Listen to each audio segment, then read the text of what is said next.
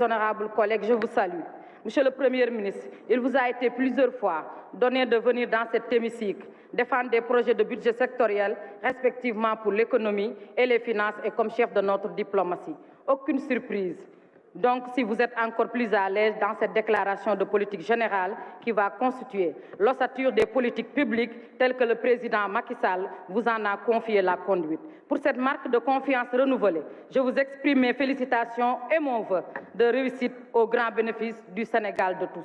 La vision du chef de l'État a permis des performances indéniables dans des programmes économiques, politiques et sociaux visibles dans les domaines de la santé et des infrastructures destinés à faciliter les échanges entre localités et communautés de notre pays.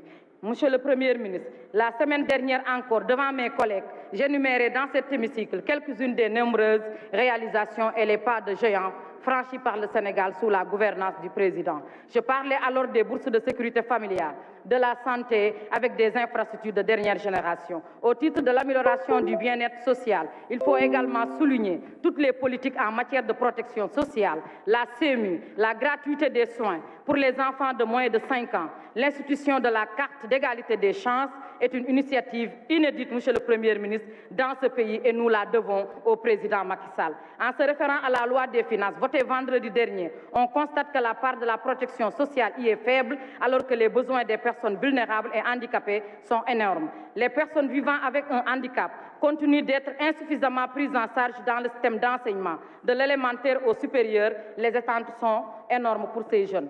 Monsieur le Premier ministre, que comptez-vous faire pour renforcer la part qui est consacrée dans le budget et favoriser leur insertion dans le tissu économique national? Monsieur le Premier ministre, les paisibles populations de Mbour viennent d'être surprises par la folie meurtrière d'un braqueur qui a ôté la vie de 2 jeunes Mbourois, laissant éploré des familles entières en tenant compte des contre-coups d'une démographie galopante.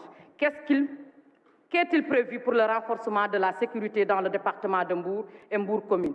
N'est-il pas temps de réactualiser la carte sécuritaire dans le département, surtout dans la commune? Monsieur le Premier ministre, vous avez notre confiance. Et pour cette raison, je suis sûre que les doléances, plusieurs fois exprimées ici, trouveront des réponses positives au profit des populations sénégalaises, particulièrement celles du département de Mbour. Je vous remercie.